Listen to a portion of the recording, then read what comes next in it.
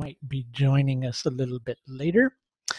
Anybody with any questions? I'm going to unmute everybody. So does anybody have any questions that they want to ask before we get going? Nope.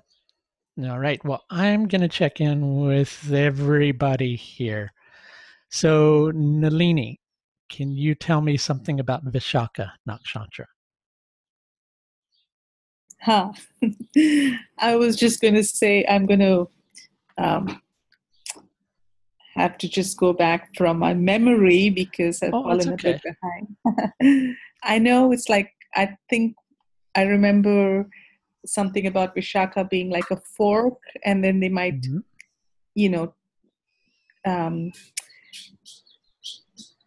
want to try to do several things before they can decide what path to go on, something like that. That's something that I recall.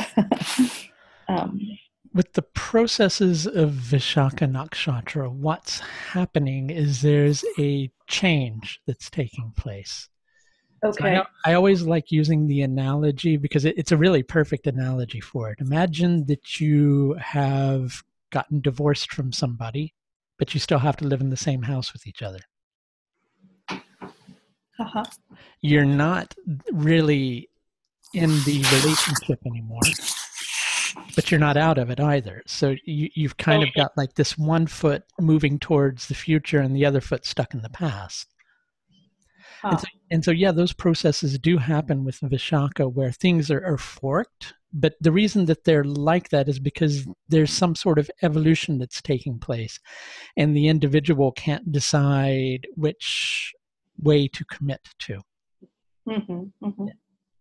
But yeah, you've touched on it. The important thing, too, to understand with Vishaka is the Indra and Agni association. Yeah. So with Indra being the king of the gods and being the conqueror, he's the one who conquered the senses. So it's about conquering your senses so that you can purify and know which sacrifices are important, which is more of the Agni quality of it. Yeah. Okay. And I think it's what it is. Is it Dhatu then? Is it the mineral? I think it is. Let me just look at my notes. It is. Most definitely. Oh, wow. Okay. All right. Okay. So you're doing well with that.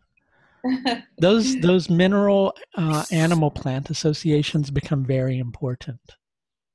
You'll find because they will kind of give you some qualities on the nakshatra. If you can understand nothing but the deities, the nature of the nakshatra and the kingdom, you'll have a lot of information. Much in the same way, if you know that Aries is a movable sign and that it's a fire sign, you'll have a good idea of what Aries is all about. And it kind of works that way with the nakshatras. Yeah. Okay. So how about Johanna? Do you want to try a nakshatra?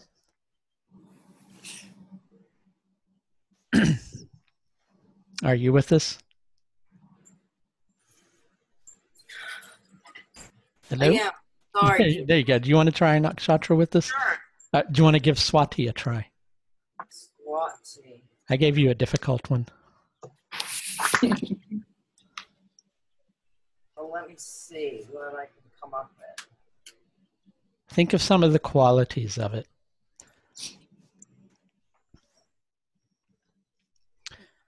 I see. Go ahead. I'm just looking at my notes. The restlessness, moving unsteadily. Mm-hmm. I know you used Harry Houdini as one of the images or examples for it. Mm-hmm. I used Harry Houdini because it's also connected with Vayu, who's the god of wind. Okay. And Harry Houdini did a lot of tricks where he held his breath for a very long period of time. I guess I would generally see it as about transformation and change. It does have a transformative and change quality connected to it. Good way to understand it too, like put together Chara is moving and Chala is unsteady, and it's a Jiva Nakshatra. So it's going to be somewhat assertive with its restlessness on a certain level. And the animal association is a buffalo. So like once you start a buffalo in motion, that's going to be a pretty intense force to have to reckon with, right? Yeah, and the other thing I had was old things get destroyed to make way for new things. Uh-huh. That's definitely happening with the processes there. But are they reliable? Are who reliable? The Swati person? Depends upon what you call reliable, and it depends upon if you have energy that's comfortable with somebody that's restless or not. Okay. Because people like to give nakshatras a bad reputation. And so people will go, oh, Ashlesha people are bad and things, but they're not. And people will go, oh, Swati people are bad, but they're not. It's just that Swati people don't like to be still. They need movement. They need for things to constantly move. So if they're with somebody who's going to be able to kind of cope with that, then that's not really an issue. So it's not that they're unreliable. It's just that they are who they are.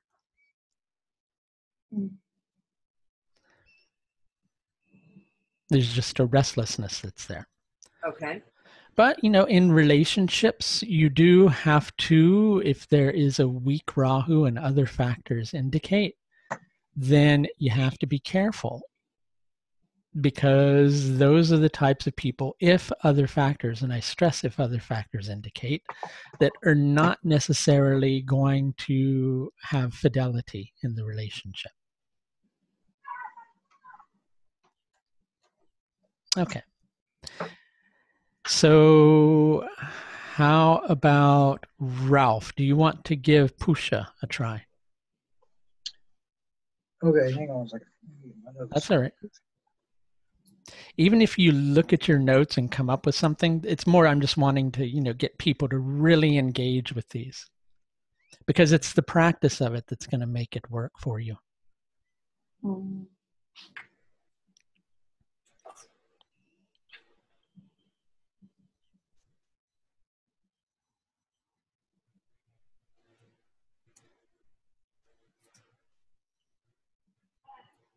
Pusha.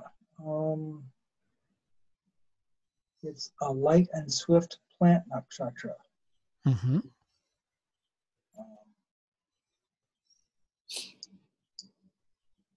Here's a good symbol for Pusha. A good symbol for Pusha is a circle with a dot in the middle of it. Imagine that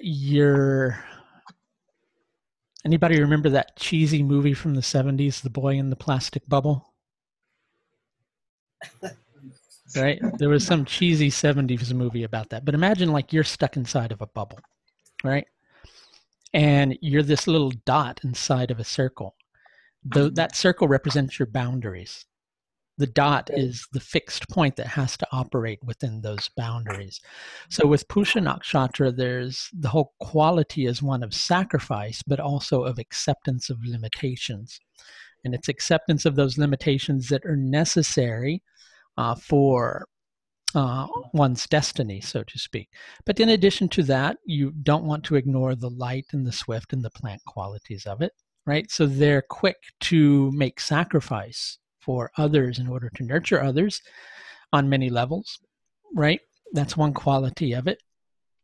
And they also may be in positions where they themselves are in need of nourishment, and they'll try to swiftly and quickly act in order to bring that into being. Okay. Yeah. Okay.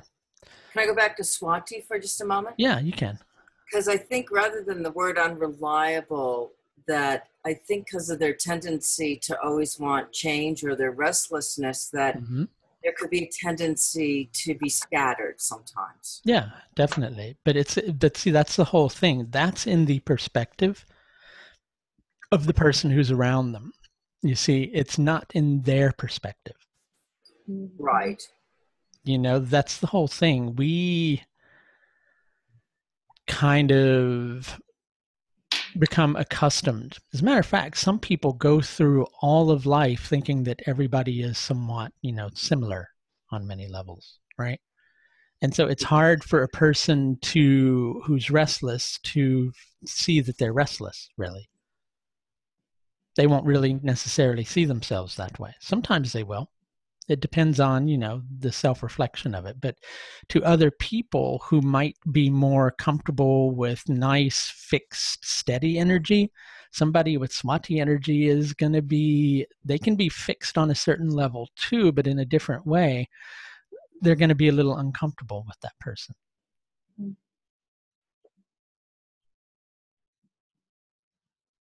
Okay. Yeah. How about Eva? Do you want to have a go? Yeah, which one? Okay, I can barely hear you. Let's do Hasta Nakshatra.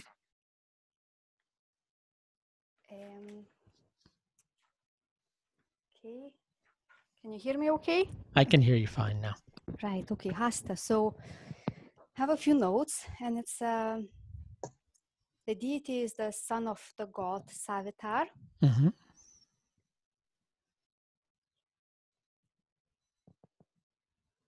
The qualities would be something to do with skills and creativity.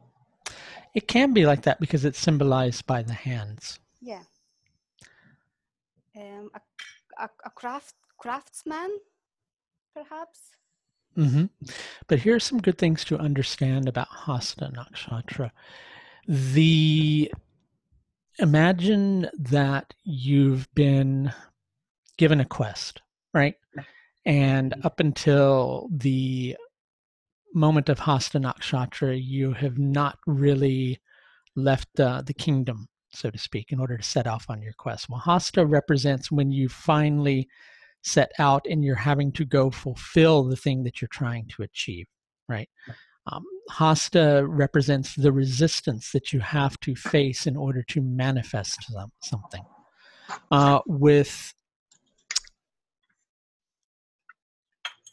With awareness, you're going to adapt to the situation because you see that that's wise. Sometimes you might find yourself in a position where you're a little more controlling or a little firm. And sometimes it's a mixture of all of those qualities. Right. And when you mention the resistance, is that where is its place of the resistance? Is it before the planets become active, or is it throughout the dasha? Define what you mean. I'm not sure if I understand your question. I'm not sure I understand that myself. Oh, that's okay. Let me rephrase it. For example, I have Jupiter and Saturn both in Hasta. Uh-huh. And it's in my Lagna. Uh-huh. So that's what I am probably asking. Whether it has to come to a certain age of the planet maturation.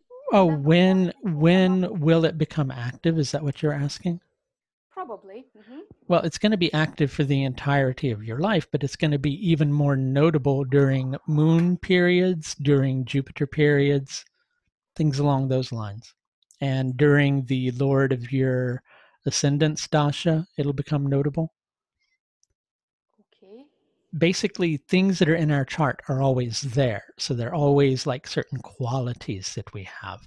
But they tend to bear more fruit during dasha periods of the planet that's in the nakshatra, or during the dasha period of the emissary of the nakshatra, or during the dasha period of the planet that rules the planet that's in the nakshatra. All those things can trigger that. Okay. There's lots to learn. Very interesting. It is. I'm not sure what else to add. Yep. So with Hasta Nakshatra has something called Hasta Stapaniya Agama Shakti, which means the power of arriving at and being kept in or fixed to the hand. Right. So that's bringing something into your hands, bringing something into being, breathing life into something. And once you breathe life into that something, if you want it to last, you have to continue to support it. Which means that when other circumstances arise, you have to adapt to the situation. And it makes perfect sense because the moon is the emissary that's connected to Hasta Nakshatra. Of course, yeah. Mm-hmm. Okay, so we need to look at the moon as well. Oh, definitely, definitely. Yeah. Okay. All right, good. So that's good. Everybody's flexing their astrological muscles, which is what we need to do, because otherwise it's just a lot of information that you never use, right? So if you're going to learn it, you might as well start using it. Okay, we had left off with Purva Ashadha Nakshatra. What we're going to do, basically, we've got Purva Ashadha, Uttara Ashadha, Sravana, Tanishta, Shatabhishak, Purva Bhadrapada, Uttara Bhadrapada, and Revati. I think we've got 8 more nakshatras left. When we're done with these, we're going to go into learning how to judge the strength of the planets that are in the nakshatra and the strength of the emissary of the nakshatra and how those all kind of feed in. And right after that, we're going to learn some techniques to do some interpretation, some very simple techniques, first of all, so we can begin to pull some information out of the chart based upon these. So it's a good idea over the course of the next probably 2 weeks to really go back and review your nakshatras as much as you can. Okay. Because that'll help you when we get to that spot. I have a little asterisk by the Trimurti Association, so I'm assuming that's where we left off. Okay. So if you remember that because Purva Ashadha Nakshatra is connected to the waters, there's I want to use the word causal quality to this nakshatra. A lot of it is about getting beneath the surface. So if you think about Mula Nakshatra is the first of the Sattvic nakshatras. It comes before Purva Ashadha Nakshatra. And there's that whole quality of destruction and dissolution and things falling apart. It's like the ego is being tested, right? It wants to direct itself towards becoming more aware, but it doesn't quite know how to. It still gets its ego involved. That's when Mula Nakshatra is functioning at its most positive. There can also be the tendency for Mula Nakshatra to be very driven, very passionate, and not really look at how they might be able to be more aware. So what begins to happen in Purva Ashadha Nakshatra is the ego, for lack of a better way to put it, it kind of has somewhat of a sobering experience. It can either be invigorated by that experience, or it can be invigorated and resist that experience, or it can be humble and go through it and take a look at itself and really come to a clear understanding of who they are, why they do the things that they do, what they really need, because this is a Mula Nakshatra. And it's an Ugra and a Krura Mula Nakshatra. So I want nourishment, but because I've never really been able to give that to myself, then I tend to perhaps sometimes, not every time, get a little too demanding. But on the flip side, the individual can, or whatever happens to be placed in this nakshatra, can be very firm and strong in making sure that they are nourishing something else too. So it all depends on the factors involved, such as the strength of Venus and the strength of the planet that's occupying it. Okay? But coming back to Vishnu. So Vishnu is about seeing the essence behind the form. But with the, with some part of Purva Ashadha Nakshatra, there is this tendency to get caught up in externals, so to speak, in appearances of a situation.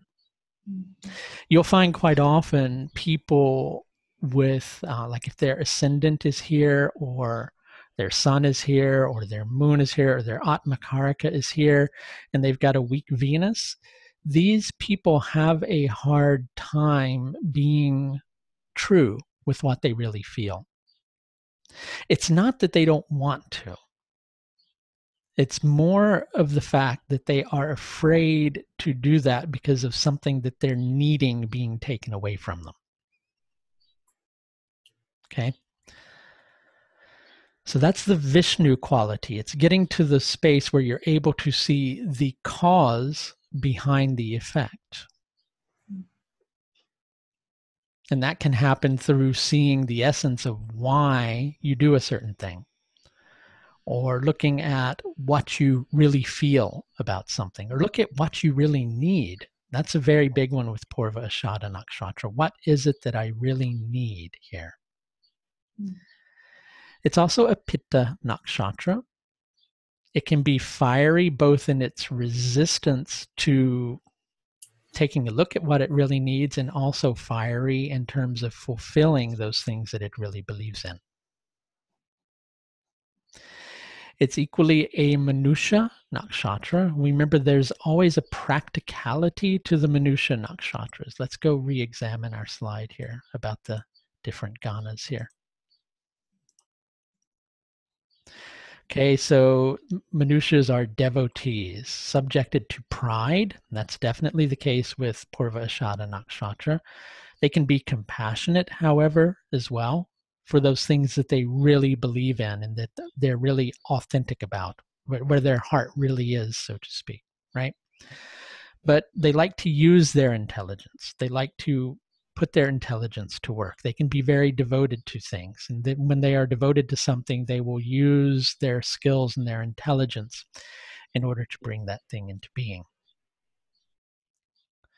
As I'm sure we're likely to have some latecomers tonight here and there, I'm just going to check back occasionally. There we go. There's nobody there. Good. It's a male nakshatra. Okay, so wants to be respected for their actions based upon what they truly feel. One of the symbols of this, here, I want to kind of jump ahead here because this is a very important symbol. And it's a symbol that a lot of people maybe don't understand what it is. But who knows what a winnowing basket is? Nobody? I know what a winnowing basket is. Yeah. Winnowing baskets were used when you've got you're harvesting grains of some sort. Yes.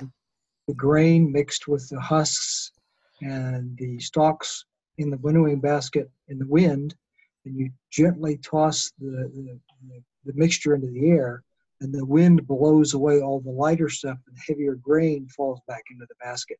Exactly. So it's separating the wheat from the chaff, because the chaff is indigestible, right? Yep. Whereas the wheat is the truth, or the true nourishment. And so on a certain level, the individual, when there are difficulties with Purva Ashadha Nakshatra, they go through a process much like the grain of being threshed, right? Until all the external, like egotism, begins to disappear. And, you know, a hand fan, even though a fan can cool one and invigorate one, it can also like blow dust away, or keep flies away, or keep nuisances away. There's a tusk association here too, which is related to Ganesha, and how Ganesha had his tusk damaged by trying to protect Shiva and Parvati, and trying to honor what was right and what was true and dharmic. Okay, so there's a certain strength that's here. So this is a very strong nakshatra, but it can be strong in its resistance of what it should do, or it can be strong once it recognizes the truth of what it feels. And that's a very broad statement, but it's about understanding one's authenticity. Where am I really at with this? And I want to be able to really experience my authenticity. Okay, well, the gender here is masculine. So it wants to be respected for its activities which are in alignment with its truth. Or if there's an imbalance here, it wants to be respected for its activities because it's not being true to who it is and is feeling that it deserves attention for the facade that it's projecting. The mode here is balanced. It will know when to be active and it will know when to be passive based upon the situations. It's a kshatriya, nakshatra. So kshatriyas are the nobles who will stand up for what is right. They're the protectors. But there is sometimes the tendency with kshatriyas to be given to pride. And with Venus being the emissary of this nakshatra, that's definitely something that can be the case. It's a downward-facing nakshatra, and with most downward-facing nakshatras, there's a very deep process that's going on that makes the individual tend to become more internalized. Now, you're going to say, how can they be more internalized, but yet masculine? And, yet very pitta-oriented. Well, they're going to, sometimes the things that they go about putting their energy towards, because they're wanting to create a change, which is the moksha factor, sometimes those things that they pursue in that manner, they're not doing with a level of awareness. And so the external processes tend to stir an internal process. Okay. The body part here is the thighs. The thighs are one of the body parts that have to do a lot of the work of the body. They're really responsible for being strong and carrying forward a lot of the motion. This is here we want to put some parentheses around this. This is a masculine monkey, but sometimes we just want to leave the male aside. Unless you're doing compatibility, that's when you want to look at these things. So monkey, when it's associated with stress, can start to freak out and become like the alpha male, where you've seen the monkeys bang their hands against the ground. That's them asserting who's the stronger one. They can also be prone to flitting from one solution to another, but they can also be very wise and very intelligent creatures. Any of those things, and that all fits in with the yoni association here. We already covered the symbolism. The Shakti here is Varcho Grahana Shakti, which is grasping power. The power to grasp something. That's very important, because I like to, and I've already kind of said it, but I'm just going to repeat it here. With Purva, Ashadha, Nakshatra, there's very much this process of the ego just being whittled away at. And grasping power makes a lot of sense, because what's happening is the individual is grasping something. They're understanding something once the ego is fading away. Once they understand the cause behind the effect, or ultimately the cause behind the effect of them existing, right? Then they can become vigorized and energetic. But Varcho Grahana also has eclipsing power. So there's something that's hidden. I put vigor and energy here twice. We didn't really need to do that.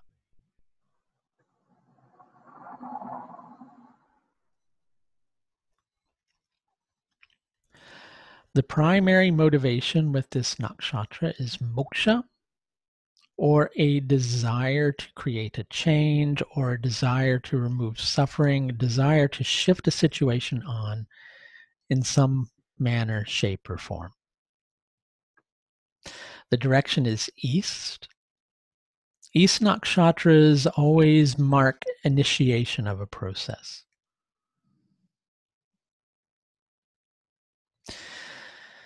Place is a roof. What does a roof do? It protects us from the elements.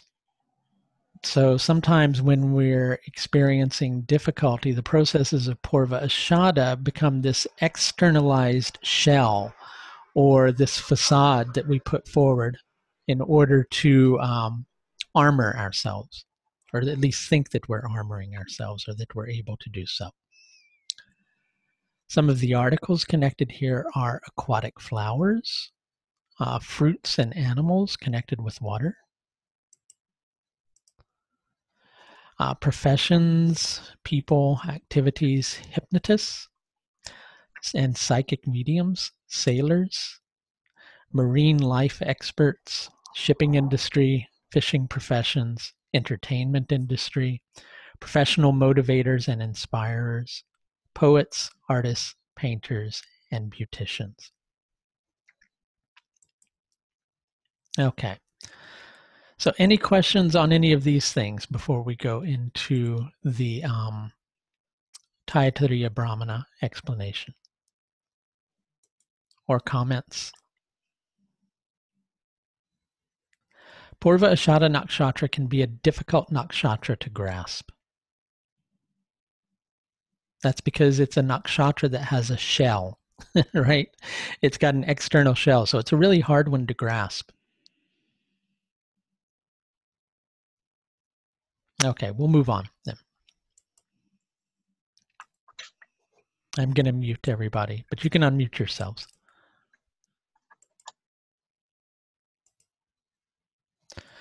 Okay, so we already explained that it's a cruel and violent plant nakshatra. Purva Ashadha, it keeps its name here, the earlier victories. So Apam, of the waters. Purva, the earlier. Ashadha, victories. Varchaha, bigger. Padastat, from above. Samitihi, assembly, conflict, battle. Avastat, from below. The earlier victories of Appa, the waters, are vigor from above and a battle from below. Who wants to say what that means?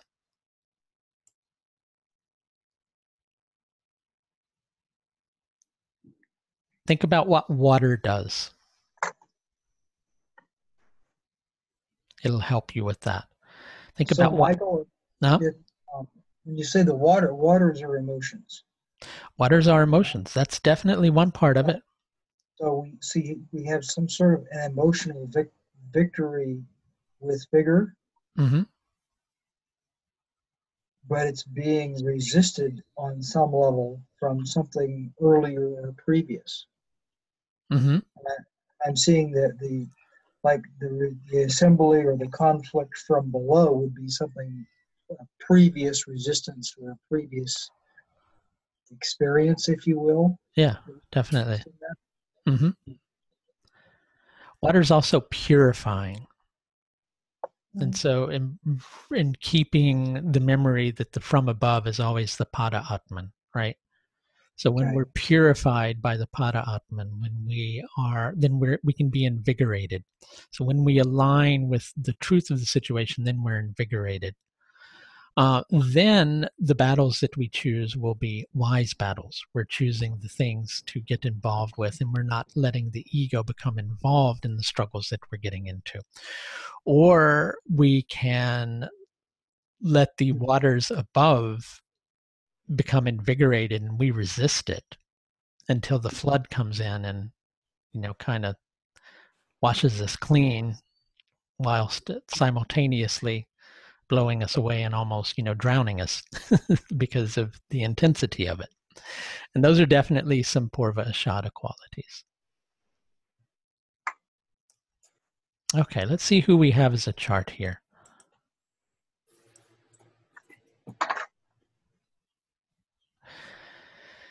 This is Paramahansa Yogananda. So his ascendant lord, equally the sun, is in Purva Ashadha Nakshatra. Okay, so, and the Venus here is, Venus is not really that strong. Probably, and if you read Autobiography of a Yogi, you can understand that he had some problems with pride when he first started his spiritual journey.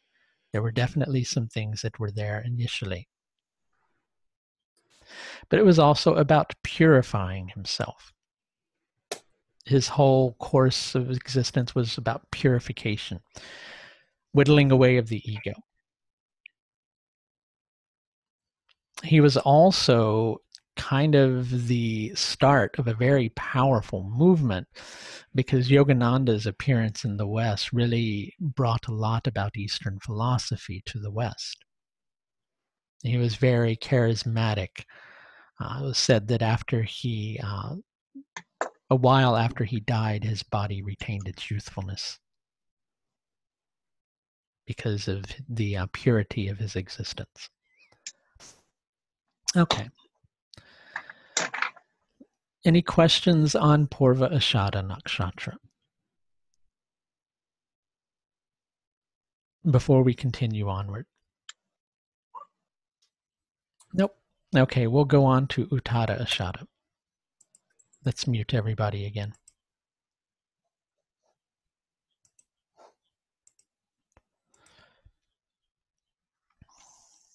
Okay.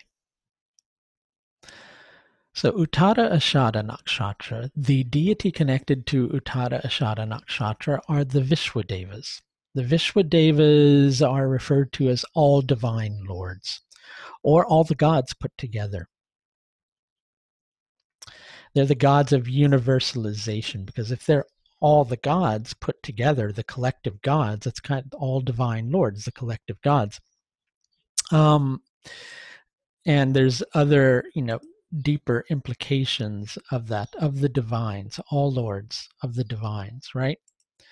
So it's the universal process of everything all together, the consideration that everything is divine, and pulling all that divine energy together. The nature of this nakshatra is dhruva, which is fixed, and sthira, which is firm. So it's a fixed and firm animal nakshatra. So as you can see, this is a pretty assertive nakshatra. Okay, so that, like every nakshatra, there can be a good and a bad quality to that. The bad quality can be a level of determination that is so strong and determined that it doesn't really see things with a level of awareness, because the level of awareness is somewhat closed down. The positive side of that is these people make good leaders, and when they're using their awareness properly, they have an oversight of how the process needs to operate from beginning to end. There's a certain quality with planets in Uttara Ashadha Nakshatra where things do not happen immediately with this nakshatra, because it's the latter victory. And interestingly enough, Martin Luther King, did I use his chart as an example? Let me see. I did, yeah. Martin Luther King's son is in Uttara Ashadha Nakshatra. Well, Martin Luther King fought for the civil rights movement, which, even though there was some growth during his lifetime, the main results of the civil rights movement happened after his death. So that's the latter victory side of it. The emissary with this nakshatra is the sun. Okay. The sun is very strong. The sun's very vibrant. It's very powerful. But because it's so brilliant, negative sides of that are that it can be dazzled by its own brilliance sometimes. It can be a difficult force to be around. It can illuminate, most definitely, but in its more negative qualities, there can be the tendency towards pride, tendency towards determination, tendencies to be too assertive. The more positive sides of it are the individual can go through processes where they encounter resistance, much like mula, but it's a more illuminating. It's an even more illuminating path. This is a further breaking down of the ego. Okay, so there's an understanding with Purva Ashadha of the cause behind the effect and how we have to understand that cause behind the effect.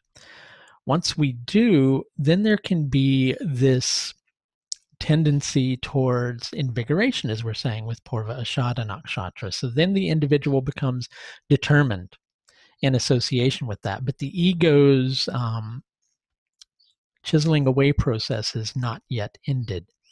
And so there's still the tendencies to be given to the ego and given to the I'm going to achieve this. And so there's a process of being further broken down here.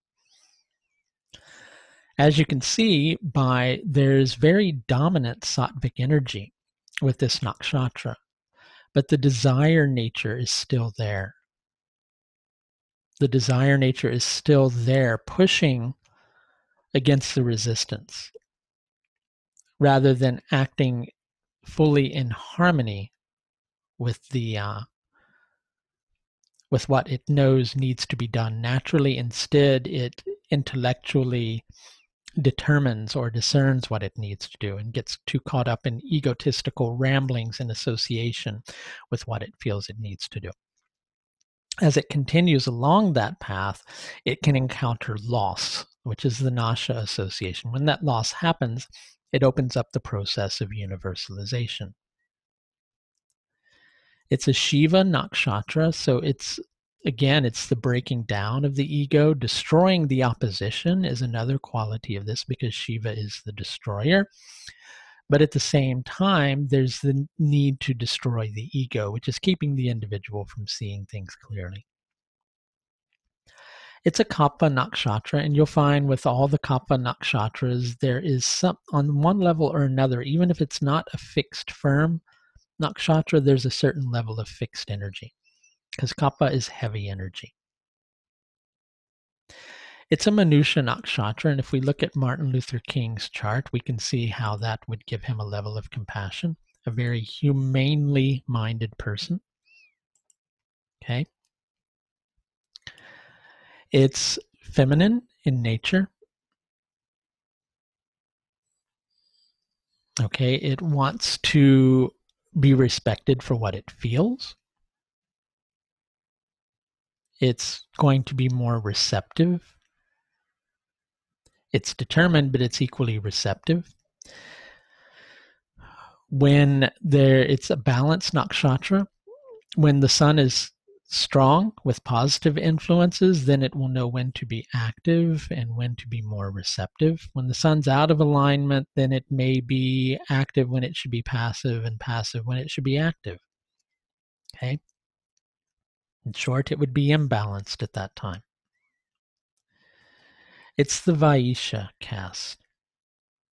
So the Vaishya caste is associated with skills, development of skills, marketing of one's skills, interaction, social interaction. There's a very social quality here. You can see how Uttara Ashadha Nakshatra can make good activists. Okay. It's an upward-facing nakshatra, always looking to improve upon things. Body part here again is the thighs because we're looking at another Ashadha, and you'll find that quite often with the Purvas and Uttaras, they keep the same body part. Okay, now this needs a little bit of explanation. So quite often you'll hear talk about there being a 28th nakshatra, which is Abhijit.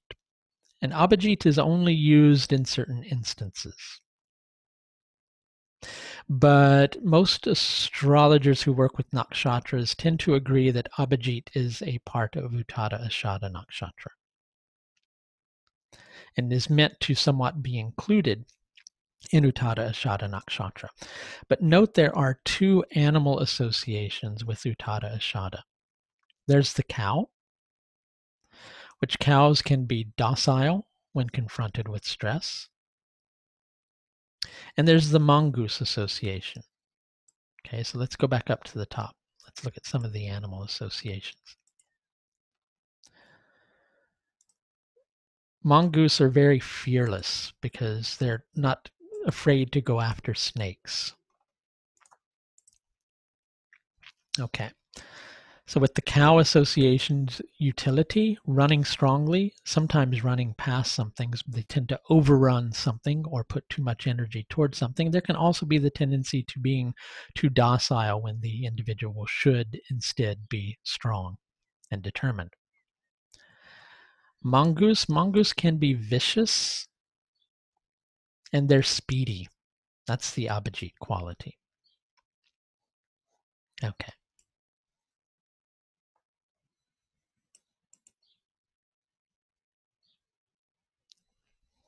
This also has an elephant tusk symbolism like Purva Ashadha. The two are connected to each other.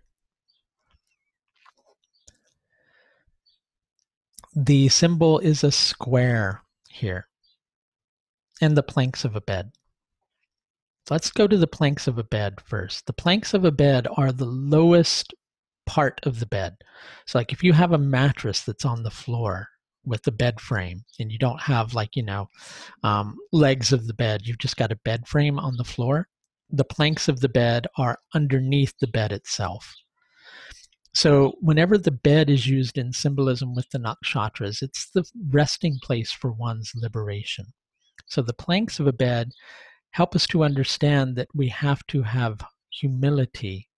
We need to rest on humility if we want to be liberated.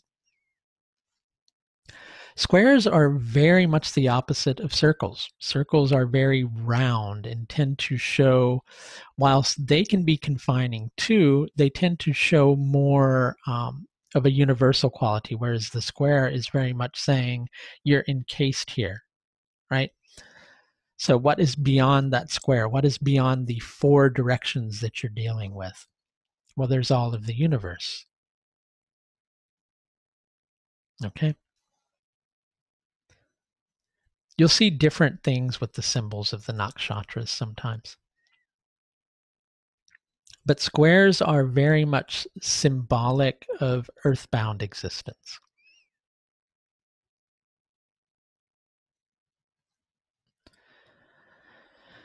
The Shakti here with this nakshatra is Apradrishna Shakti, which means the power of later view, or the power of being shown later, or the power of later being seen. And remember what I said, sometimes with Uttara Ashadha Nakshatra, things are begun that are later to come to realization. It's also a moksha nakshatra. So moksha nakshatras are always about change or transformation or liberation of something. It's a south nakshatra. South nakshatras always tend to have this quality of retreat to them. Either going into a pleasurable place within oneself so that one can re-engage later, or just retreating from a situation. Or not being clear on a situation. Washing ghat. That's a place for, for bathing and for washing things, okay? So washing ghat. So it's about purifying and cleansing. Miscellaneous articles are elephant, horses, and stone. All very powerful things. Very powerful symbolism with this. People, profession, and activities are priests, counselors, astrologers, lawyers, judges, swordsmen, that should probably say, rather than just a sword. Athletes, social work. Okay. Any questions or comments on any of that? I see somebody's joined us late. Let me move them over. Okay. Anybody with any questions or comments on any of that?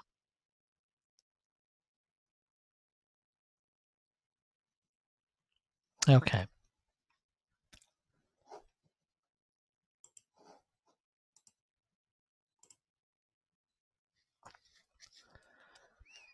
So here's the text from Taittiriya Brahmana.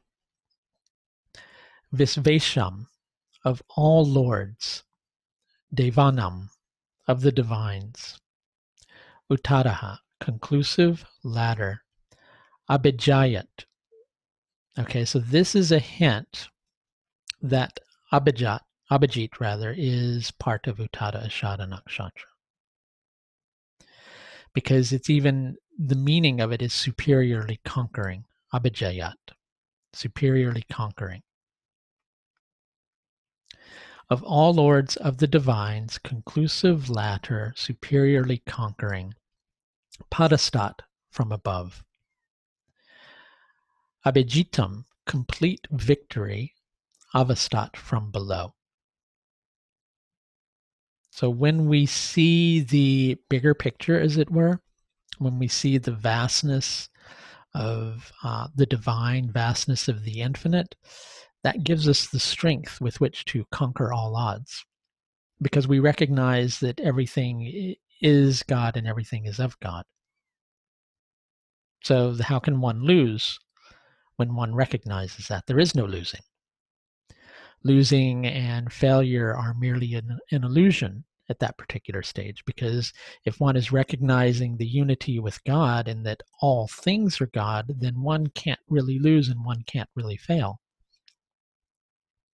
It's only the level of our lack of recognition of that makes it so that we see ourselves as failing or losing or making a mistake. Okay. Let's hear some other thoughts on that from everybody else. Who wants to speak on that?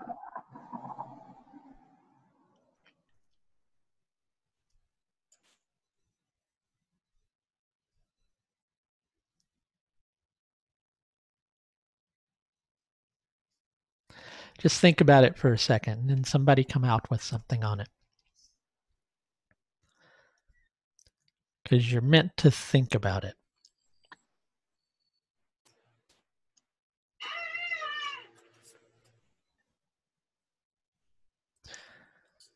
Okay, here's the last chance before I call somebody out. Okay.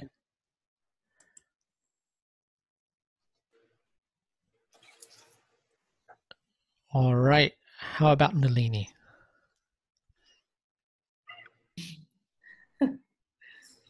I'm just barely staying awake, Michael. Oh, goodness. I forget it's late at night where you're at right now. It's kind of like, I think it's kind of midnight, but well, align with Uttara Ashadha Nakshatra. It'll wake you up.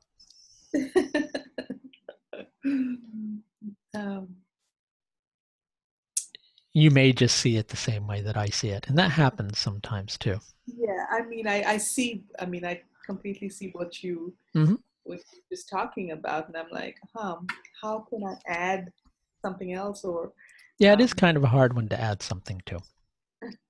It is a pretty apparent one in terms of what it's saying. If you go through, you can go through and you can get really bored reading Taittiriya Brahmana, or you can be very inspired by reading it. So I'll explain what I mean. Oh, yeah. Because you'll go through and you'll see that, well, gee, these are all just saying the same damn thing. Every nakshatra is saying, gee, if we join together the lower self with the higher self, that helps us to rise above our circumstances, right? Gee, couldn't they have been a little more creative? Well, the thing is we're the ones who crave that duality, right? And they are all doing it a little bit differently. But that's what the nakshatras do. They grow They grow us. Their responsibility is to grow us as individuals. So they're meant to unify the lower self with the higher self, but they all do it in a very unique way. Yes. In a very unique way. And that's the whole magic of it. But I find quite often that, number one, quite often I'll do videos and I'll get these comments on them, like from people who will go, well, you're being too general. Well, the thing is when you're using nakshatras and you're making a video about something that's meant to have an effect for, like, several different people, like, hundreds of different people, of course it's going to be general. Right? You can't be more precise unless you're looking at the individual's chart and what it rules. But at the same time, really, the lessons of life are all pretty simple. They're all kind of saying the same thing. We're always going through these experiences of going, well, how do I feel about this? Am I doing the right things? And we're always having those experiences. So the nakshatras are very general on a certain level, but they're meaningful on the subjective level to each person in a different way. That's the whole wonder of them, is that for each person, these things will mean something a little different. Because they're a subjective force in astrology.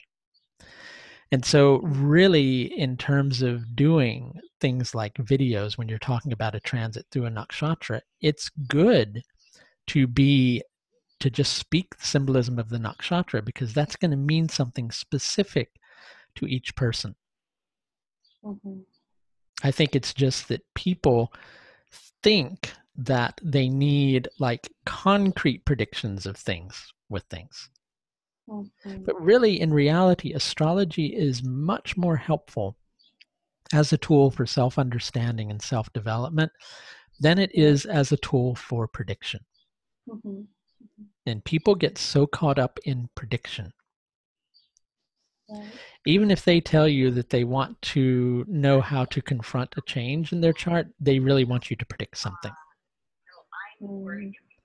I get that sometimes too. I think we all get like that with astrology, where we go, oh, well, I'd like to know what's going to happen. And we look at it, and I can say that I'm the same way too.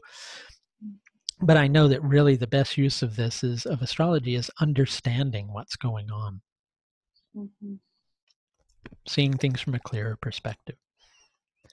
Anybody else with a comment on that before we move on? Hey, Michael? Yeah. So all divine lords, is that referring to the emotional states? Or not necessarily. It's the collective gods. So the collective Atman, or the collective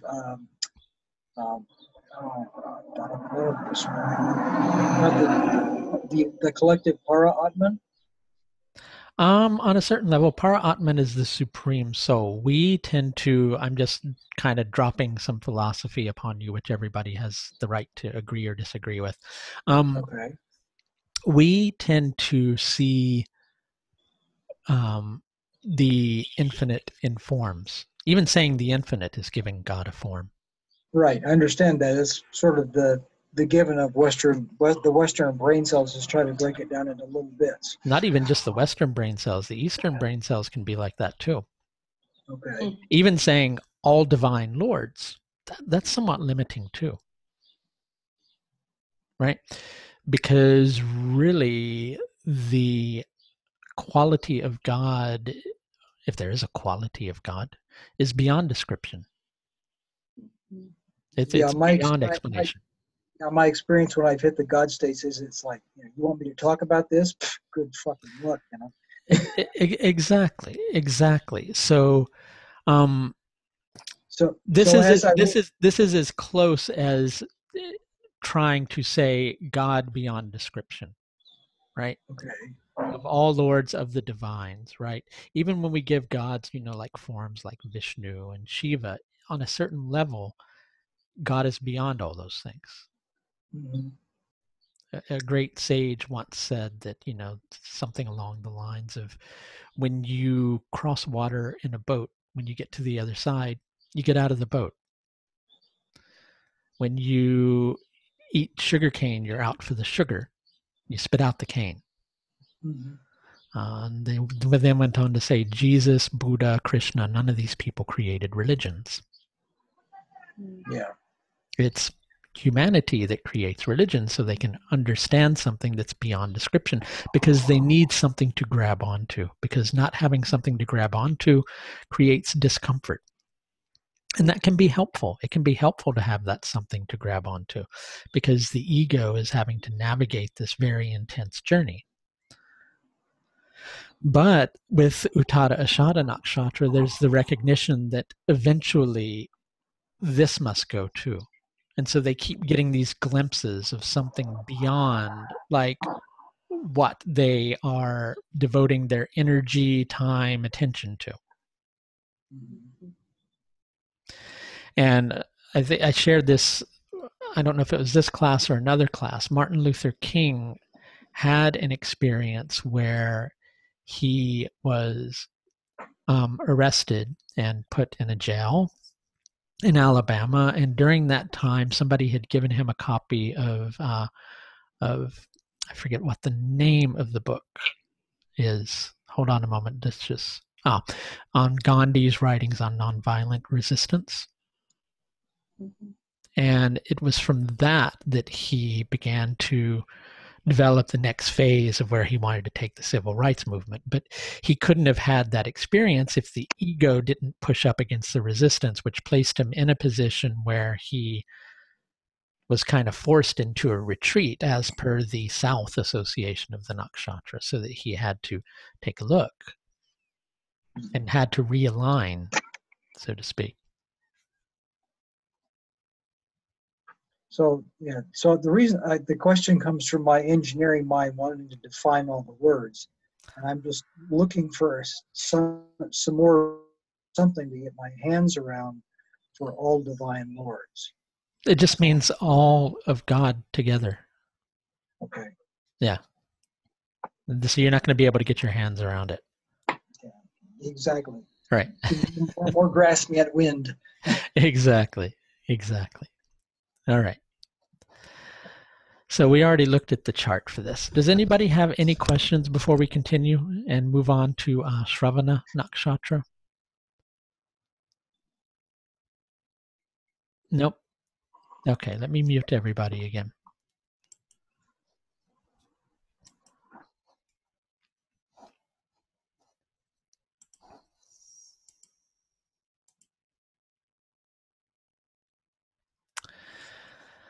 Sravana Nakshatra, the deity connected to Sravana is Vishnu. Vishnu is the aspect of God that pervades all things and also preserves all things. Vishnu is the all-pervading. Vishnu is the essence behind all form. Okay, Sravana Nakshatra, so you've had the experience of Purva Ashadha and Uttara Ashadha, and the most intensive, and you'll find that there are stages to this, the most intensive whittling down of the ego,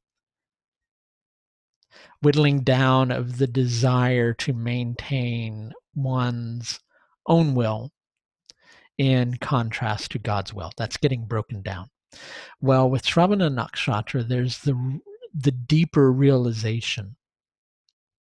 And I know we've said that with Purva Ashadha Nakshatra, but there's the deeper realization of how everything is connected together. All right, we're going to jump ahead to the Shakti for this Nakshatra, which is Samanana Shakti. Samanana means connection, striking together. Striking together. So striking together kind of brings to mind, like, swords hitting against each other, things coming up against each other. because initially there's the things coming up against each other because there's the lack of seeing the connection between those two things. And striking together can also make two things join together sometimes too. Destroying. What is being destroyed? What is being destroyed is seeing the surface rather than the essence. And with the harmony of seeing that connection, things become solid and robust. But this is still a process.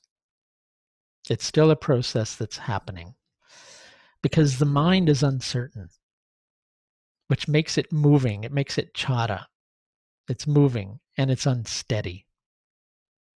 I think that I see this, but I'm not really sure.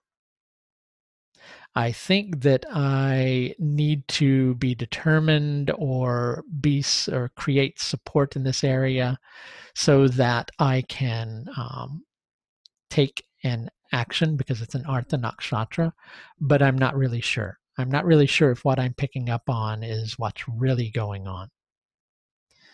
And so, because I'm not really sure, I'd really like somebody to kind of step in and give me some support on this path and show me that I'm going in the right direction. The word path is a very important word for Sravana Nakshatra. On a certain level, it's about a lot of different paths being open to the individual. Do I trust my intuition? Do I trust my intellect? Is what I think my intuition just wishful thinking? Or is it really the truth of how I'm seeing things? So even though Sravana Nakshatra is connected to Vishnu, which shows that which pervades all things, it's also prone to confusion about those very same things. Ketu and Mars are both transiting Sravana Nakshatra right now. So there's very much this holding one's will in check because of an uncertainty about a particular path. Where whatever house that might fall for each of us as individuals, there's something going on with that. So for instance, if it falls in the second house, I'm not really sure which path I should take for my family. I'm not really sure which path I should take in order to earn income, right? And I'd like to be supported by other people on this path that I think that I'm intuiting is the path that I need to take. But I also have to get good at giving myself my own support, even though I'm feeling somewhat unsteady or uncentered in regards to doing so. And that lack of being centered, well, this is a moon nakshatra. So the moon waxes and wanes. It will be full at one moment, receptive to the light of the sun or receptive to the light of the Atman. And then in the next, that light is waning and becoming darker to the extent that the brilliance of the individual is no longer as open and receptive to that light. It becomes more dark oriented and becomes more, but even that serves a part in the process because there's the introversion that can lead to inner adaptability and the development of inner fulfillment rather than external fulfillment. Okay. This is another Sattvic nakshatra, but it's a blend of Sattvic, Rajasic, and Tamasic. So there's a very tumultuous process, as I've said before. Anytime you have all three levels of these gunas being different, there's a very tumultuous process that's going on. I think the last one we had this with was Vishaka Nakshatra, which is Tamasic, Sattvic, and Rajasic, I believe, unless I'm wrong. Let's go back and see.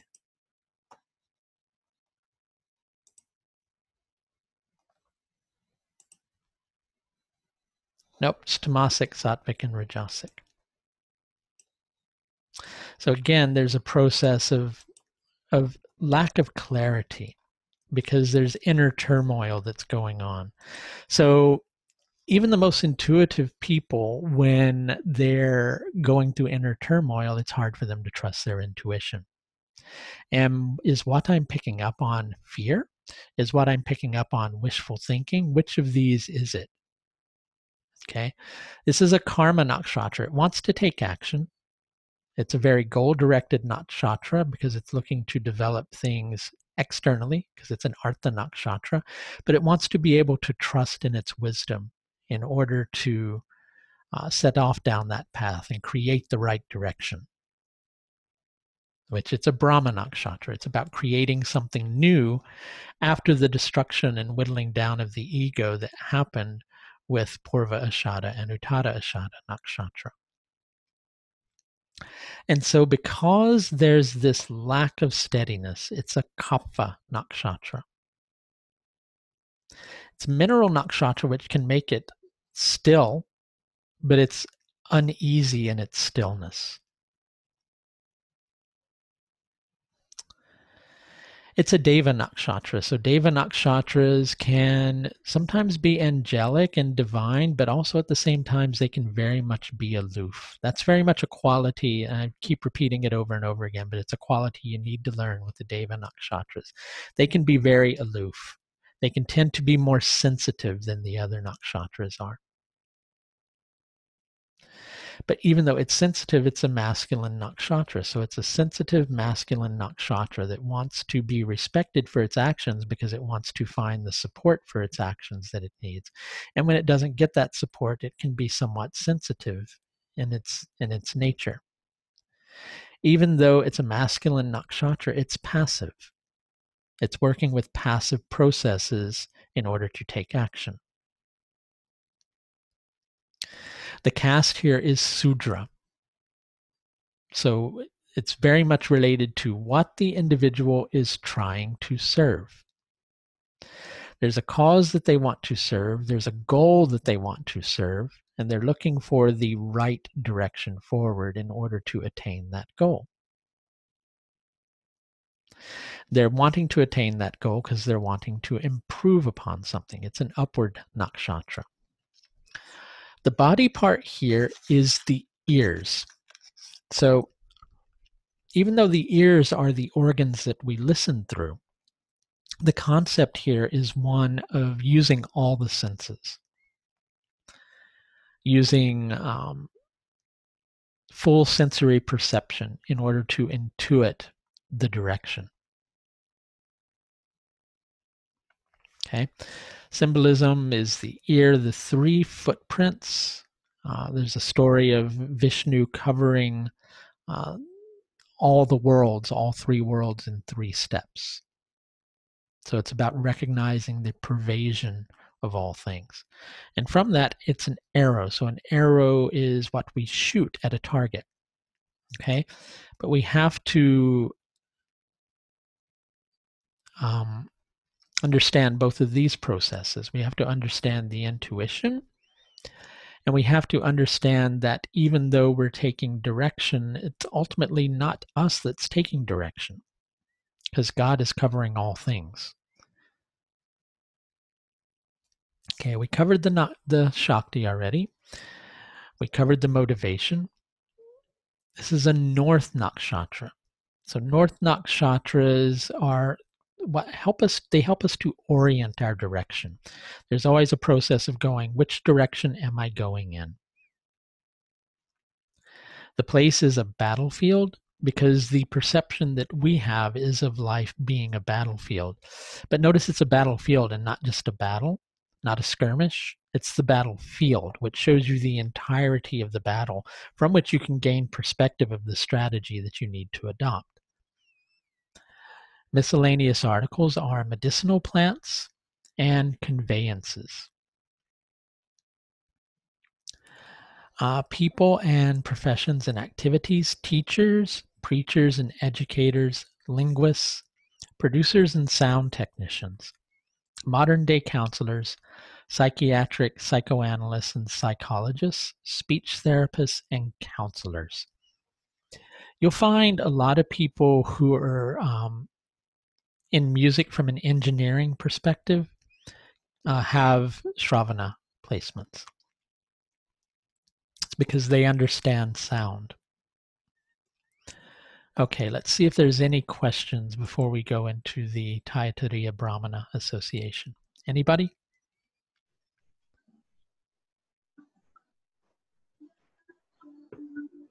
Nope. Okay.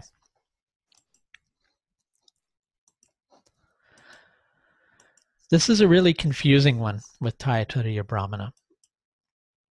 So Vishnu, of the all-pervasive, Sravana, cripples lame,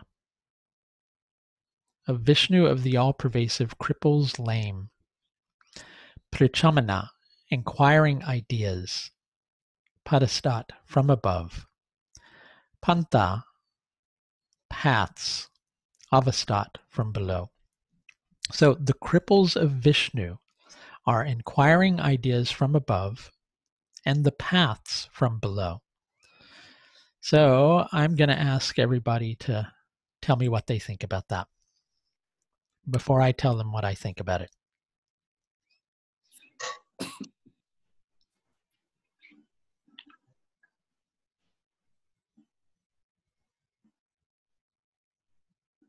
Somebody have a go at it. What does the cripples of Vishnu mean?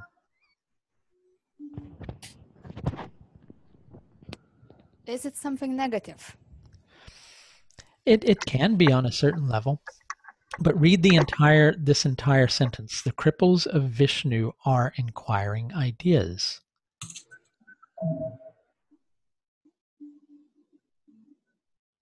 Different kind of life manifestation? Go deeper with that. I think I know what you're saying. Vishnu is the sustainer. Correct. So any kind of material form is the cripple, whether it's, let's say from scale 100%, from 0 to 100. Yeah. So every single one is some sort of material manifestation. Yeah, and we get caught up in the material manifestations. So depending on the level of that, does come the ideas that needs to be acquired, inquired. Yeah. Another thing that I get from that too is we get caught up in the uncertainty brought to the surface by too many paths. Okay, so sometimes we get caught up in the form without seeing the essence. So the cripples of Vishnu are inquiring ideas from above. When we don't understand something, when we're not, like you're saying, when we don't understand something and we're not able to see the essence of it, sure, it can be good for us to, even on a silent level within ourselves, to inquire about it. But even in that inquiring, we're going to see it could be this, it could be that, or it could be that. We'll come up with all these different ideas, right? But where do you take all those ideas and join them together? That's the whole meaning of it, right? Is inquiring ideas from above and the paths from below, because really Sravana Nakshatra is about connecting all of those different ideas. So processes with Sravana Nakshatra, like right now with Ketu and Mars there's a direction in each of our lives that we're meant to really kind of discern. And so we may go, okay, well, I see I could go this way. I also see I could go this way. And I also see I could go this other way. But what do all three of those directions have in common? And that's the part that unifies all of them. But the cripple aspect of it is when we get, it's like the play of God kind of catching us up in the external, so that we then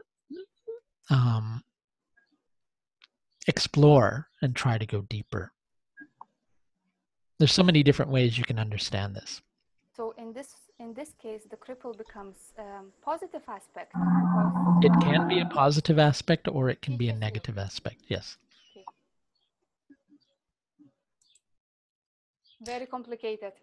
It can be, but that's because of the Sravana side of it. Or you can just take it on the all-pervasive level and it becomes simpler. So anybody else? We've got like 5 minutes left. It's a good time to go into questions.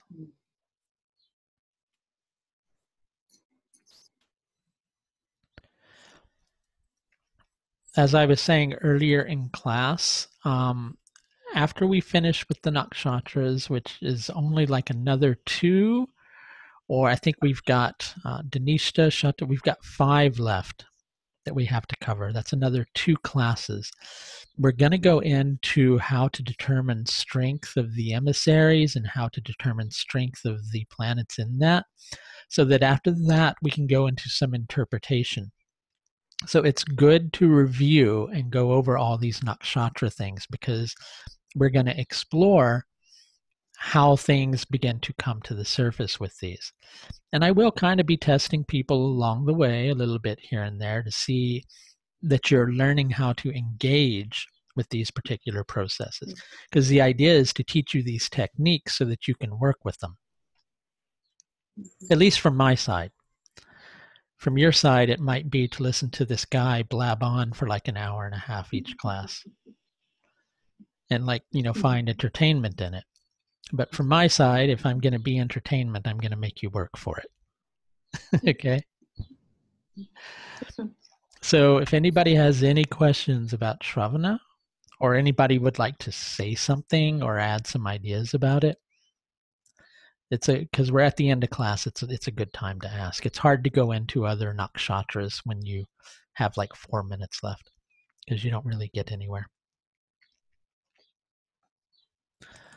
So we'll look at a chart here. This is the chart of a musician.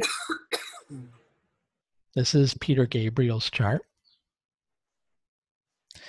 He has a retrograde Venus in Sravana. And it's interesting because if you listen to his lyrics, they are usually saying a lot of very subtle things, dropping hints at things. That's a very Sravana quality. So retrograde Venus here, he's a very quirky individual. How's the moon doing? Let's look and see the moon. It's a so-so moon. Okay, some of you don't know how to judge that yet. I take that on board. Okay. Can be a very sensitive individual.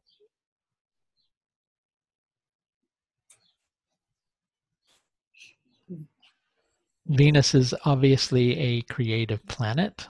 Let's look and see who the Saturn's the Atmakaraka here. I'm just looking at a few things. Saturn the Atmakaraka, let's work with some of the other nakshatras, is an Uttara Falguni nakshatra, which is what gives him the social activist quality. He uses his position in music, that's the Saturn in Leo, as being a force for positivity and expansion.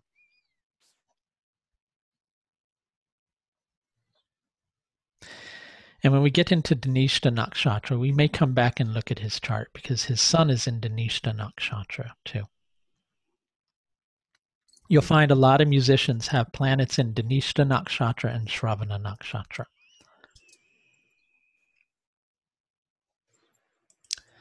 Okay, anybody with any questions? If not, we're going to stop there for tonight.